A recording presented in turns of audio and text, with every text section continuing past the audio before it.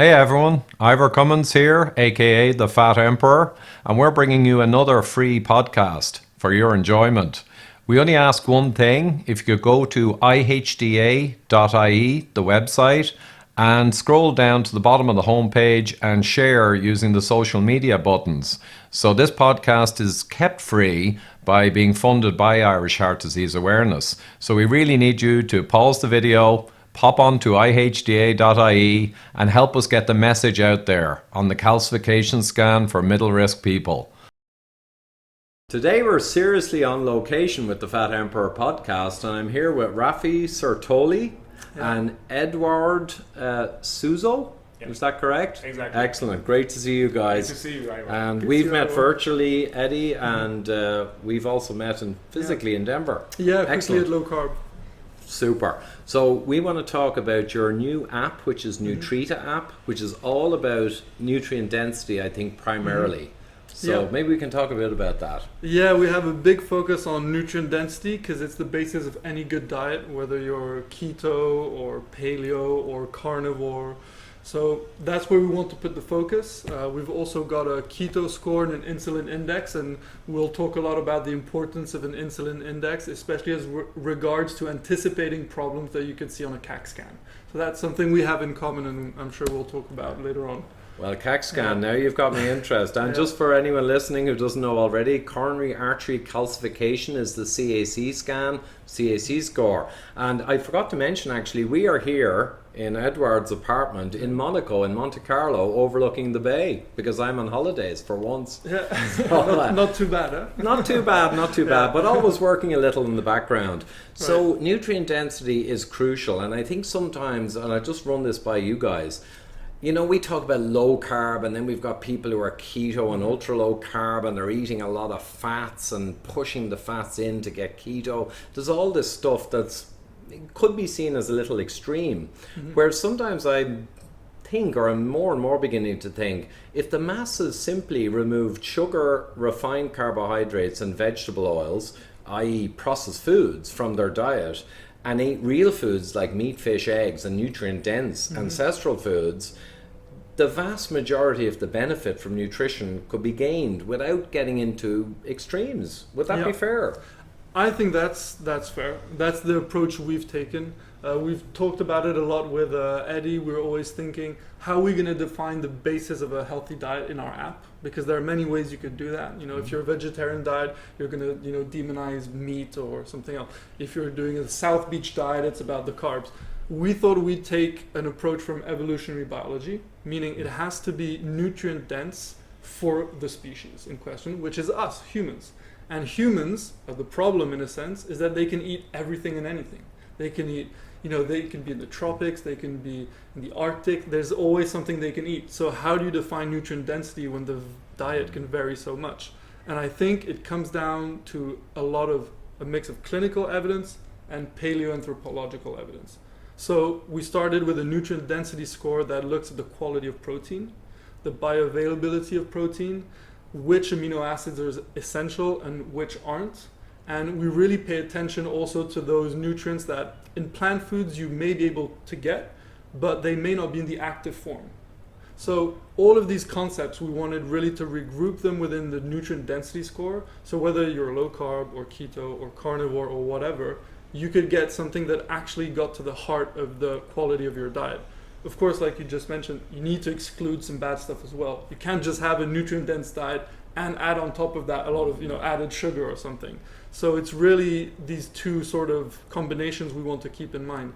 We tell everyone that we don't want them to add added sugars, seed oils, high omega-6 seed oils, and of course flour products, so bagels, pizzas, bread, all that stuff, which is going to affect our gut, specifically the incretin system, and cause hyperinsulinemic spikes.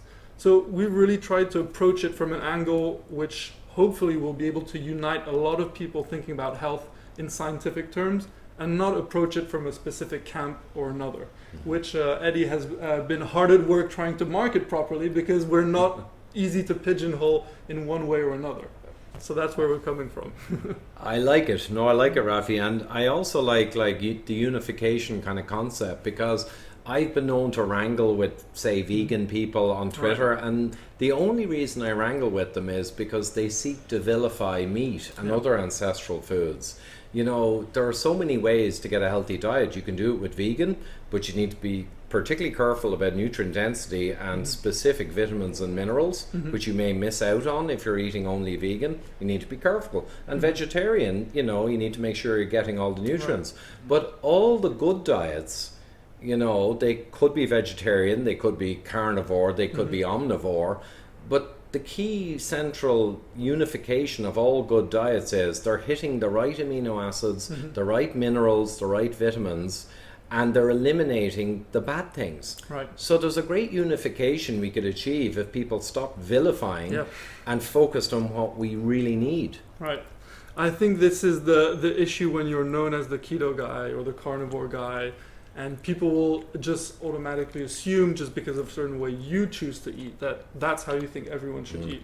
But I think we've taken a more, you know, open-minded approach where, you know, personally, I don't think a vegetarian diet is anywhere close to the best diet you could do for anyone, right? But we still offer that option in the app because we know many people are going to come from that diet, and within that framework, we can still work with them. You know, we can tell them to integrate eggs. We can tell them, you know, what about shellfish? Do you really have a problem with the ethics of eating shellfish? And, you know, many people will be like, no, actually, I'm fine with that. And even there is a lot of people that they want to keep their own approach to what is diet and what is good to eat. And so basically they are just following their gut. And so the only thing that you need to try to do is giving them good guidelines to follow these diets, even if they want to stay vegetarian or vegan or... You need to have them to understand what's a good vegetarian diet and what's a bad vegetarian diet.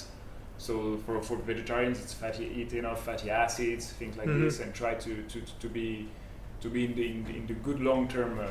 We want people to really understand diet principles, and hopefully, you know, that will nudge them towards what we think is optimal. I have a low-carb bias, meaning that, you know, there are people who are healthy on higher carb diets.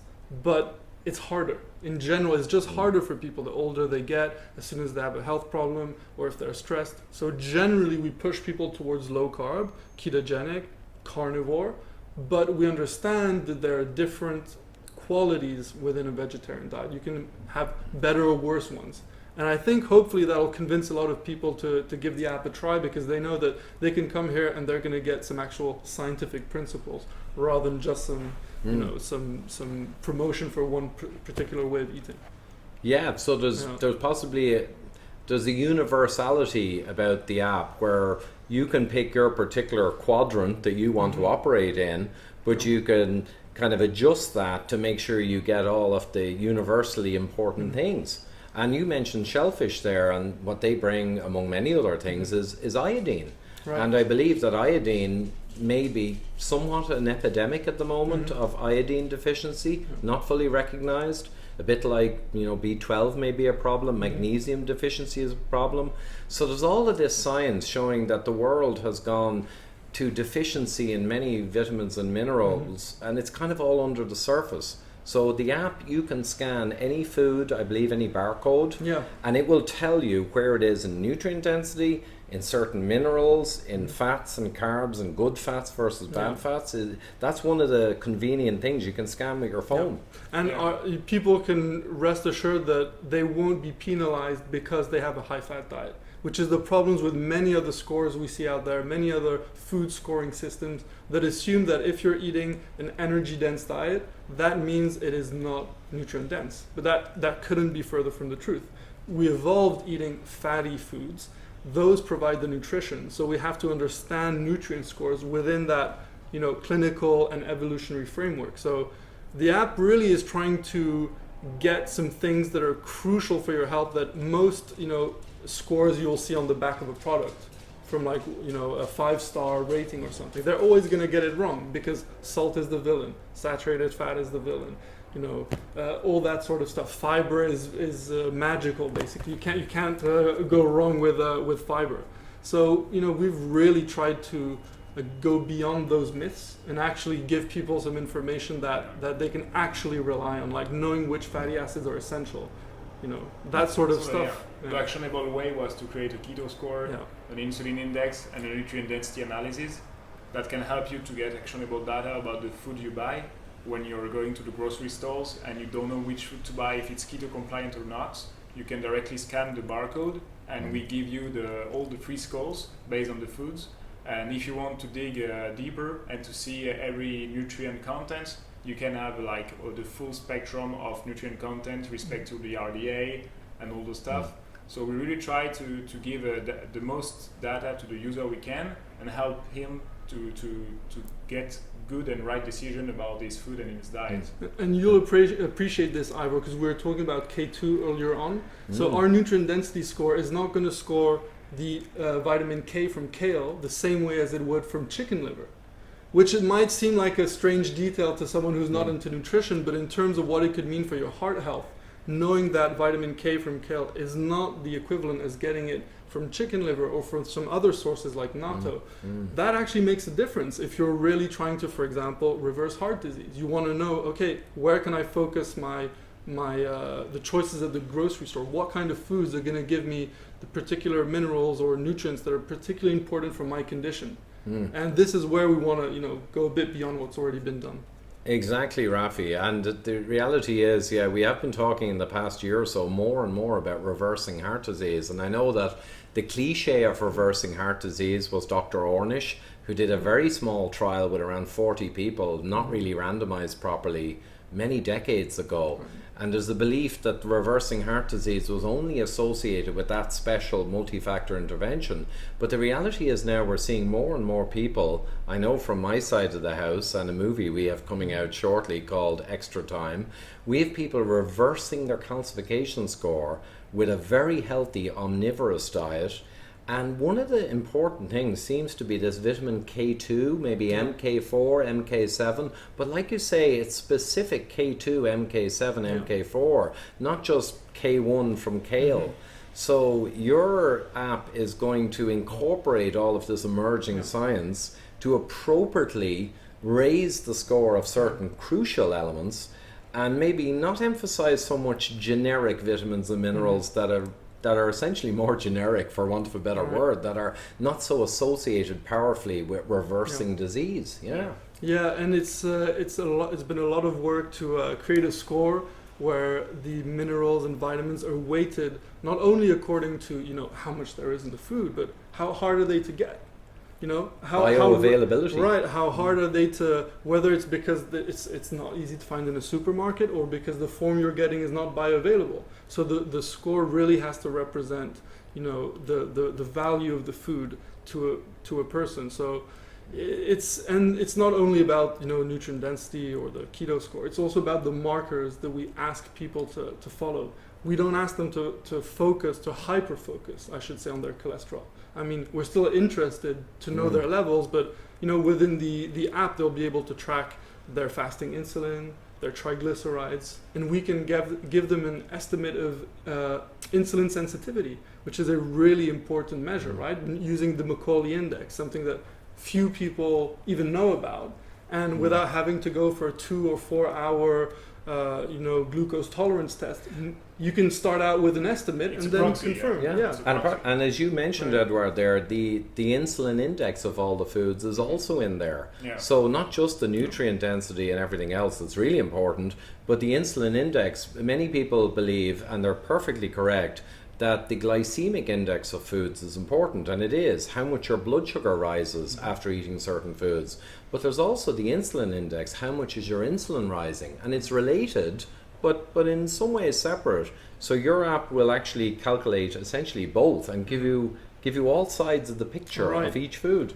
That's what we discussed this a lot with Eddie and our developer Thomas, who helped us develop the score, who's got a profound knowledge of biochemistry and computer coding, which is a rare combination. It's important. And it was really about saying, okay, we can't have just one score to once. We need at least 2 out of the 3 every time. So if you're following a keto diet, you want to know the nutrient density. If you're a diabetic and you want to get your blood sugars down, you want to know the insulin index, of course, how much it's going to stimulate your food. But you want to be sure it's nutrient dense. So we kept getting back to this nutrient density concept. And that is where most of the work has gone into, really making it a reliable score. And it'll be a work in progress. If we learn something new about the bioavailability of certain minerals, then we'll update it. So it's to be seen as the best that we know of the current science. Excellent. And when is this app? Is this actually released currently, or it's coming soon? It's coming soon. Yeah. Okay, very good. Soon. Yeah, we'll have a mobile app, a free version for people to look up foods and scan food and get some quick scores. That's totally free, on Apple and on Android. And then we'll get later this summer. Actually, we'll release the premium app, which is where you'll be able to set up an account, really track your markers, benefit from our sort of advice. I'll be an expert that you can call on and get some advice within the app. And then you can really track your progress and really work towards certain goals, because this has to be actionable. And we know we can get blood sugars down. We know we can get people to lose fat, but we want them to see it for themselves. And we want this to be recorded so others can see this happen and, basically tell your friends about it, which is why we also wanted to, of course, get the message of CAC out there and the coronary artery calcium scoring, because we think it's such an important measure for people to get some reliable data on their heart disease risk and not rely on total cholesterol levels or LDL cholesterol levels. Yeah. And you're going to incorporate, hopefully, and we have some data we can perhaps share around calcification reversal, testimonials, and the key things that people associate with reversal. We know K2, low carb, using a glucometer, low insulin foods, all these things, but maybe you can start developing a community around that so other people can benefit. Would be huge. Yeah. No, the people will be able to sync their blood sugar readings with the within the app with Bluetooth, when they're using device like Keto Mojo. So we really want, we're not just making empty promises here. We want people to verify, right? We want people to show their doctors, I'm not a doctor myself. We work with many doctors on our advisory board, but we want people to actually show this to medical professionals, and medical professionals will benefit from this as well, because it's hard for them to find the time to go through the whole history of nutrition and what's wrong with it, and it's a mess. So hopefully the app can take a little pressure off of their shoulders as well, where they can refer people to that to get some more reliable information that they will themselves have vetted. Sounds great, Rafi and Eduard. And I might finish then with just a guess on my part. And I mean, who am I to guess? But I'm guessing that a plate with a very large cutlet of wild-caught salmon might perhaps score high in your app, and a bowl of Kellogg's cornflakes with skim milk might perhaps score low. Would that be fair? I think you can bet on it. Yeah. Thank you very much, guys. Thanks. Good luck from Monaco. Thanks for tuning in, guys. If you're watching on YouTube, you can see my subscribe button in the middle of the screen, a free viewing of the Widowmaker movie on the far right, and myself and Dr. Gerber's book, Eat Rich, Live Long, on the left. Otherwise, please do subscribe to the audio podcast. Thanks.